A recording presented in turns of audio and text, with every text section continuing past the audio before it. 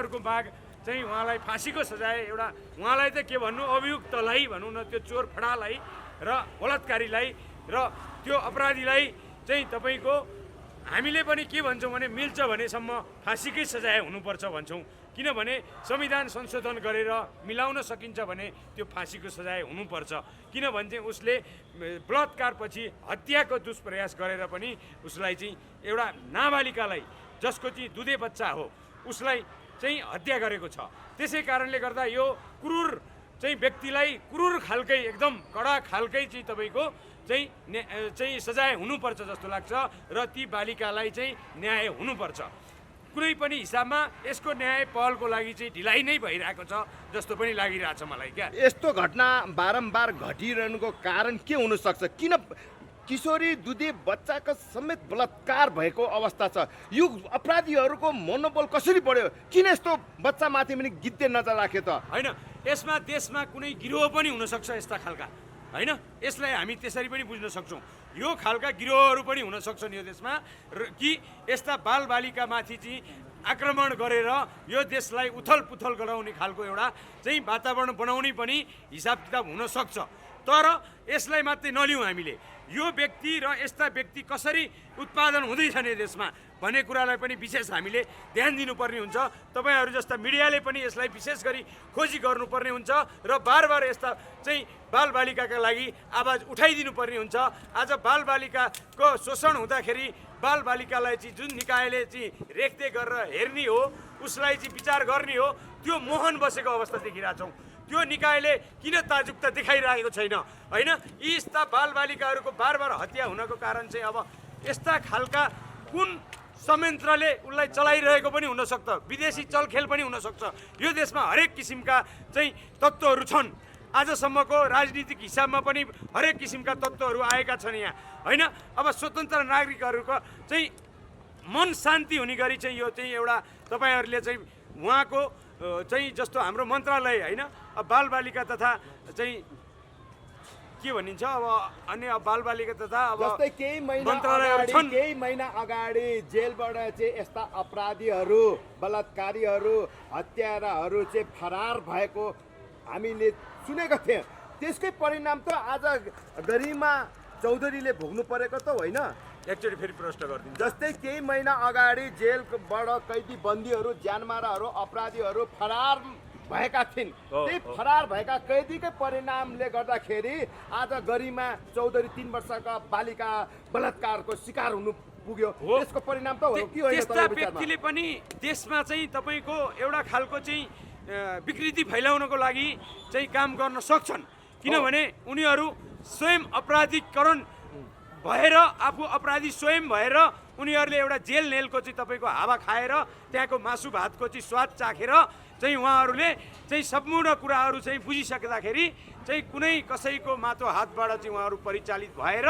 चाहिँ यो देशलाई खलबल्याउने हिसाबको चाहिँ कुरा पनि हुनसक्छ यसमा होइन त्यसमा नहुन भन्न सकिँदैन तर हाम्रो देशले मासु भात खुवाएर जुन जेलमा बसेका व्यक्तिहरूलाई पालिरहेको छ यो चाहिँ अब देशबाट चाहिँ जुन व्यक्तिले यस्ता खालका काम गर्छ भने ती व्यक्तिहरूलाई चाहिँ अब खाना पिउन सुत्न बस्नको सुविधा नभइकन यसलाई चाहिँ कुनै क्षेत्रमा लगेर कार्यवाहक काम दिएर र यस्तो जटिल काम हुनु पर्यो कि यो देशले चाहिँ उकास र निकास हुने खालका काममा लगाएर यिनका हातमा चिप राखेर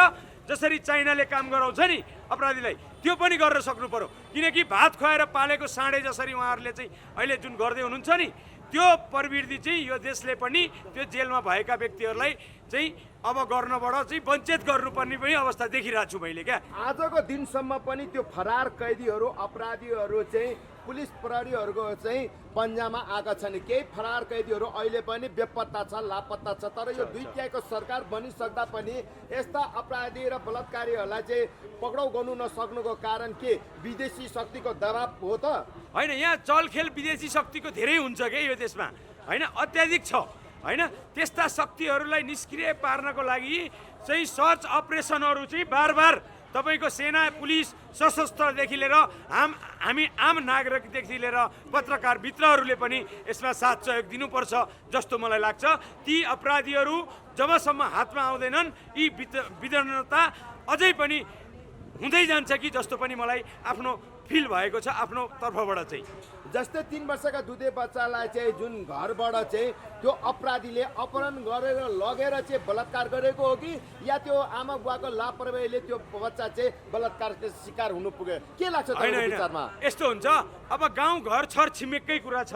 होइन, उहाँको चाहिँ एउटा चाहिँ भनौँ न फुपाजु फुपूको पनि नाता छ भन्ने जस्तो कुरा सुनेको छु होइन। उसले त त्यो घरबार परिवारको हिसाबले उसलाई त संरक्षण गर्नुपर्ने हो नि त होइन। त्यो अब लगेर अपहरण गरेर चाहिँ अलि पर भनेको छ 500 मिटर भनेको छ, 500 मिटर अगाडि भनेको छ होइन। अब बच्चा खेल्दै जाँदाको क्रममा पनि हुनसक्छ र उसले त्यो सुनियोजित ढङ्गले उसले चाहिँ त्यो घरबाटै लगेर गर्न सकेको पनि हुनसक्छ। यसलाई ठ्याक्कै भन्न त अब सकिँदैन होइन। त्यो त घटना विस्तृत उहाँको प्रहरीले पनि छानबिन त गरेकै होला, गाउँ परिवारले गाउँले अब सबैले भनौँ न, अब त्यसको विशेष छानबिन त गर्नुभएको होला। अब त्यसको प्रत्यक्षदर्शिता आजसम्म छैन, अब त्यसको लागि त म ठ्याक्कै भन्न सक्दिनँ। गरिमा चौधरीको आमा बुवा एउटा सुकुम्बासी बस्तीमा बस्नुहुन्थ्यो, के गरिब भएको कारणले गर्दाखेरि आज गरिमा चौधरी 3 वर्षको दुधे बालकको चाहिँ बलात्कार भएको हो त होइन? गरिमा जस्ता हजारौँ बालबालिकाहरू चाहिँ सुकुम्बासीमा अहिले पनि छन् र हामी पनि सुकुम्बासी, स्वयं म महेन्द्र खड्का पनि सुकुम्बासी नै हो, बुझ्नु भएन? त्यस कारणले म के भन्छु भने तपाईँको हाम्रा बालबालिका अब यो सरकारले सुरक्षित गर्न सक्दैन भने हामीले घाँस कपासका कुराहरू त्यसैको लागि पनि उठाउँदै आएका हुन्। किन भन्दा यो सरकारले, राज्य सरकारले आजभन्दा 30औं वर्ष अगाडिदेखि चाहिँ राजाको पालादेखि नै सुकुम्बासीलाई मान्यता दिँदै आएको छ र त्यो ठाउँमा चाहिँ आज राज्यको पनि राम्रो खालको चाहिँ तपाईँको सुरक्षा हामीले देखेका छैनौँ। राज्यले जबसम्म त्यस्ता व्यक्तिहरूलाई सुरक्षा दिएर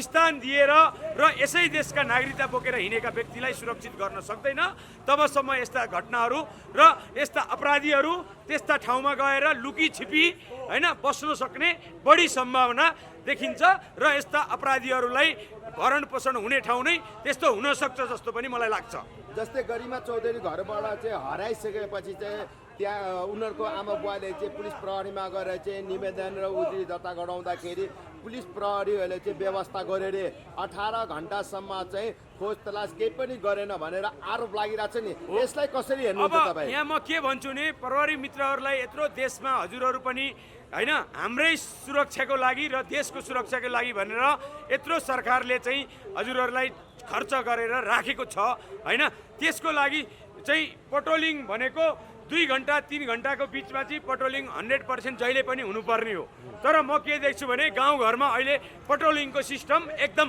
हराइसकेको अवस्था छ होइन। पुलिस मित्रहरूलाई र सशस्त्र मित्रहरूलाई म के भन्न चाहन्छु भने होइन, अब यो पेट्रोलिङको काम चाहिँ हजुरहरूले त्यस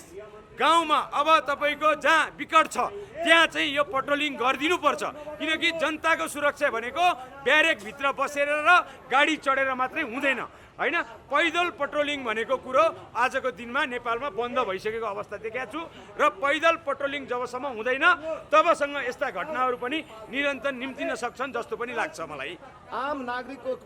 गुनासो के आइरहेछ भने पुलिस प्रहरीकोमा कुनै पनि पीडितहरूले चाहिँ उजुरी दिँदाखेरि चाहिँ हदपति चाहिँ कार्यान्वयन नगर्ने, नसुन्ने, उजुरी दर्ता नगर्ने, व्यवस्था गरेर चुपचाप गरेर बस्ने। जब घटना घटिसकेपछि त्यसपछि चाहिँ पुलिस प्रहरी एक्सनमा उत्रिने अवस्थाको कारणले गर्दाखेरि आज चेलीबेटीको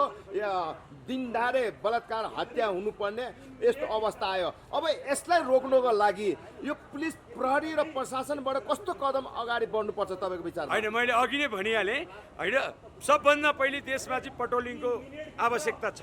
किनभने प्रत्येक 3 घण्टाको ड्युटी हुन्छ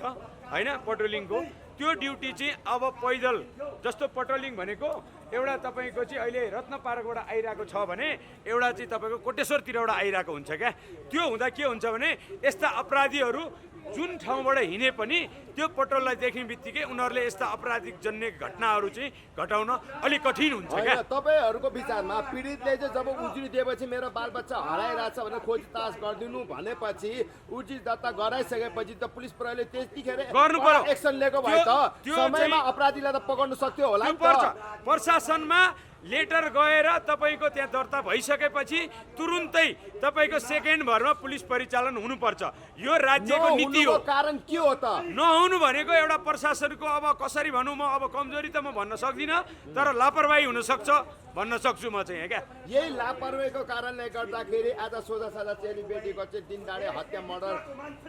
हिंसा भइरहेछ भनेपछि यसमा के आरोपी मात्रै दोषी हो कि यसमा कानुनका विज्ञहरू पनि दोषी छ? होइन, कानुनविदहरू पहिलो कुरो दोषी हुनुहुन्छ। जसले कानुन बनाउनु भयो नि माथिबाट, उहाँहरू पहिलो कुरो दोषी हुनुहुन्छ। तल्लो स्तरको मान्छेलाई जब माथिबाट चाहिँ आउँछ आदेश तब काम गर्ने हो क्या, होइन? एकैचोटि उसले पनि आफ्नो चाहिँ हिसाबले काम गर्न पाउँदैन कुनै पनि ठाउँमा सङ्गठनमा, होइन? आदेश जस्तो हुन्छ त्यो हिसाबले कार्यान्वयन हुने हो र त्यो प्रधानमन्त्री समक्ष पहिलो कुरो पुग्छ त्यस्ता घटनाहरू भइसक्दाखेरि, र प्रधानमन्त्री समक्ष पुग्दाखेरि त्यहाँबाट आदेश भइसकेपछि प्रहरीहरू खटिने हो यस्तो घटनाहरूमा चाहिँ के वास्तविक उहाँले चाहिँ कस्तो हुन्छ भने एउटा चौकीले गएर तुरुन्त छानबिन गरिहाल्ने चाहिँ मृतकको अवस्थामा र बलात्कारको अवस्थामा चाहिँ यस्ता घटनामा चाहिँ माथिसम्म रिपोर्ट नपुगिकन अहिलेसम्म चाहिँ कारबाही गर्न नपाउने भन्ने खालका चाहिँ नियमहरू छन् यहाँ। त्यो होइन कि प्रशासनले परिआएको खण्डमा चाहिँ तुरुन्त कारबाही गर्नुपर्छ भन्ने खालको नियम हुने हो भने तपाईँको प्रशासनले पनि तुरुन्तै कारबाही गर्न सक्छ। जस्तै जो अहिले अपराधीलाई पक्रेको छ नि, अब यो अपराधीलाई अब यो नेपालको सरकारको कानुनले कस्तो सजाय देला तपाईँको विचारमा? होइन, कस्तो देला भन्ने कुरोमा त आजसम्म हामीले देख्दै आएकामा त तपाईँको अब यसमा त दुईटा मुद्दा छ। बलात्कार सहितको तपाईँको चाहिँ होइन, बलात्कार सहितको चाहिँ हत्या छ, यो डबल छ। यसमा चाहिँ बलात्कारको केस पनि छ, हत्याको केस पनि छ।